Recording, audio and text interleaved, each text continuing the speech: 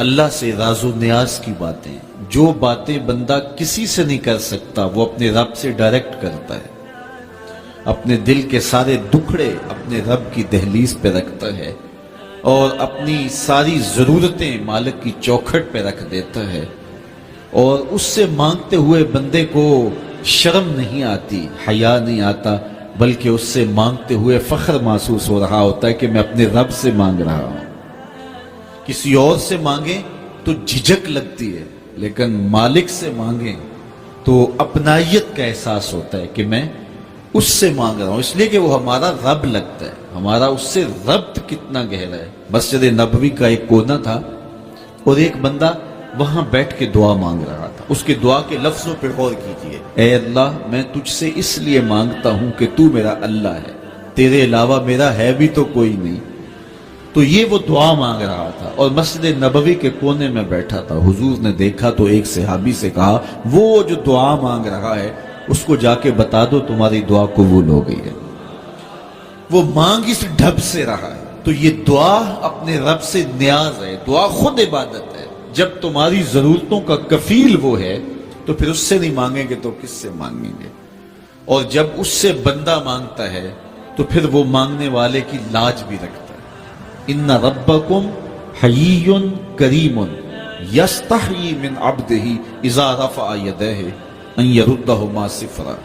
تمہارا رب حیا کرنے والا کریم ہے، جب بندے اس کے سامنے ہاتھ پھیلا کے دعا مانگتے ہیں اللہ فرماتا ہے مجھے شرم آتی ہے ان کے اٹھے ہوئے ہاتھ خالی کیسے موڑوں۔ جب انہوں نے مجھ سے مانگا ہے تو میں نے بھی نہ دیا تو کون دے گا؟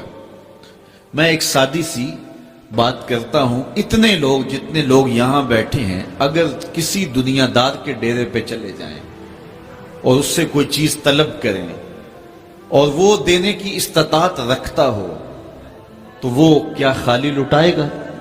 وہ کہے گا اتنے لوگ آگے ہو تو ڈیرہ داری کی شان کے خلاف ہے کہ میں ان کو خالی لٹاؤں۔ تو جب یہ دنیا دار خالی نہیں لٹاتا تو رب کیسے خالی لٹائے گا؟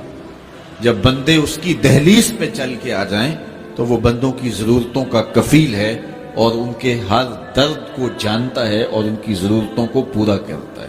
علماء نے کہا دعا ہر صورت قبول ہوتی ہے، یا تو یہ ہے کہ فوراً قبول ہو جاتی ہے، جو مانگا فوراً مل گیا، اور کبھی ایسا ہوتا ہے کہ فوراً نہیں ملتا، حکمت ہوتی ہے اور فوری دینا مناسب نہیں ہوتا تو اس کو فوری نہیں دیا جاتا، لیکن دعا بعد میں کچھ عرصے کے بعد اس کی ڈیمانڈ پوری کر دی جاتی ہے۔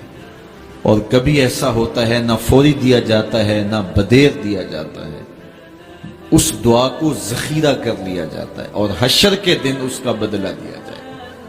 اور روایت میں آتا ہے حشر کے دن جب ان دعاؤں کا بدلہ دیا جائے گا جن کا بدلہ دنیا میں نہیں ملا تھا تو لوگ آرزو کریں گے کاش کہ دنیا میں کوئی دعا قبول ہی نہ ہوئی ہوتی، سارے صلے آخرت میں ملتے۔ اللہ اکبر۔ کبھی ایسا ہوتا ہے جو مانگا جاتا ہے وہ نہیں دیا جاتا، اس کے بدلے میں کچھ اور چیز دے دی جاتی ہے جو اس کی ضرورت ہوتی ہے اور جو اس کے لیے مناسب ہوتی ہے۔ وہ کچھ اور مانگ رہا ہوتا ہے لیکن اللہ اپنی حکمت کے تحت اسے کچھ اور عطا کر دیتا ہے۔ بہر صورت دعا قبول ہوتی ہے اور بندوں کے اٹھے ہوئے ہاتھ اللہ پسند کرتا ہے۔ آج یہ بھی بحث چلتی ہے نہیں مانگنا چاہیے، فلاں وقت میں نہیں مانگنا چاہیے، تو وہ کہتا ہے مجھ سے مانگو جب بھی مانگو، میرا دست کرم تمہیں دینے پہ آمادہ ہے۔ اور اگر کوئی نہیں مانگتا تو فرمایا کل ما یابو بکم ربی لولا دعاؤکم، اے محبوب فرما دو اگر یہ نہیں مانگیں گے تو اللہ بھی پرواہ نہیں کرے گا۔ مانگنا تمہاری ضرورت ہے، اگر تم مانگتے رہو گے تمہاری جھولیاں بھرتا رہے، اور اگر تمہیں اسے نہیں پکارو گے تو وہ بھی تمہاری پرواہ نہیں کرے گا۔ تو اس کے حضور دعائیں مانگو۔